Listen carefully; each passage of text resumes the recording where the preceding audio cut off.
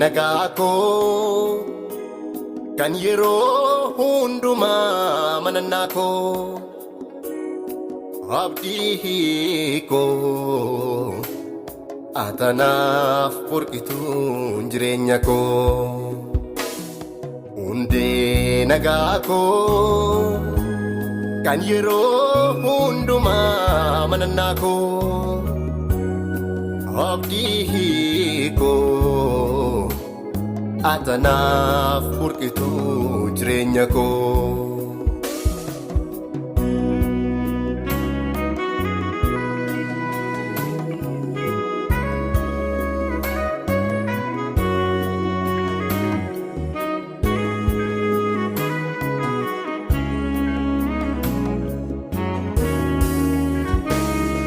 Kesa maddi nagako fannoo kee jireenyi ko ilaale wanta lafarraa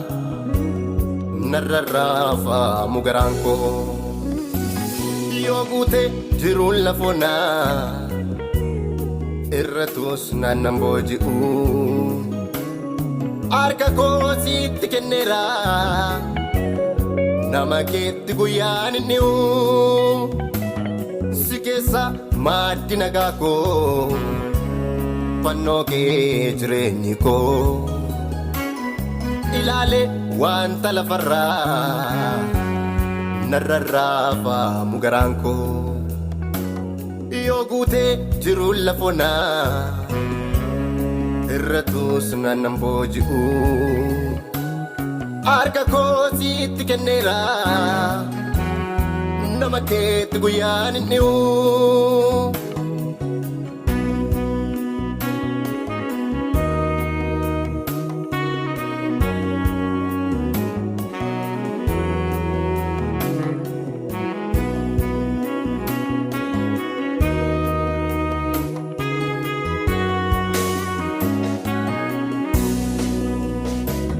dadhabee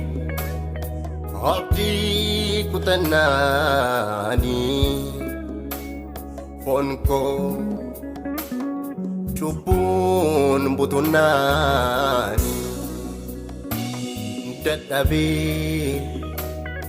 abdii kutannaani foon koo cubbuun butunnaani nagote mucaa dhaloota haaraa gatii cubbuu koo fannootti naaf goote raaraa nagote mucaa dhaloota haaraa gatii cubbuu koo fannootti naaf goote raaraa nagote mucaa dhaloota haaraa gatii cubbuu koo fannootti naaf goote raaraa nagote mucaa dhaloota haaraa gatii cubbuu koo fannootti naaf goote raaraa nagote mucaa dhaloota haaraa gatii cubbuu koo fannootti naaf goote raaraa nagote mucaa dhaloota haaraa gatii cubbuu koo fannootti naaf goote raaraa innanii keessatti of ilaalu dubbii keessa dhugaan argadhe haalonni baraa gaafa ulfaatu fannoo kee jalattan boqodhe innanii keessatti of ilaalu dubbii keessa dhugaan argadhe haalonni baraa gaafa ulfaatu fannoo kee jalattan boqodhe nama abdii fidee karaarra dhaabatu riifoormii gatee kan du'a eeggatu harka kee balliftee mucaa qonnaan jetta anaaf eenyu baay'ee na jaalatta nama namni gatee karaarra dhaabatu riifoormii gatee kan du'a eeggatu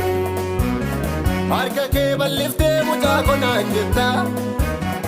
anaaf eenyu baay'ee na jaalatta tun sin qabne gooftaa sila eenyu naaf dubbata afaan koo duwwaa miti garaa koos si jaallata. Utuun sin qabne gooftaa silaa eenyu naaf dubbata. Afaan koo duwwaa miti garaa koos si jaallata.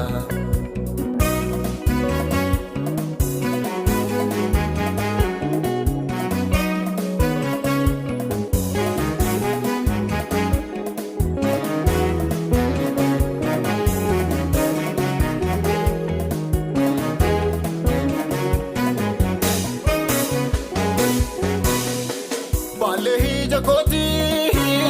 situ narraa saaqe himimmaan ija koo situ narraa haqe lafaan itti kufee abdii kootti fixee harki kee naa dhufee naanarraa baallee hija kooti situ narraa saaqe himimmaan ija koo situ narraa haqe lafaan itti kufee abdii kootti fixee harki kee naa dhufee naanarraa kutee.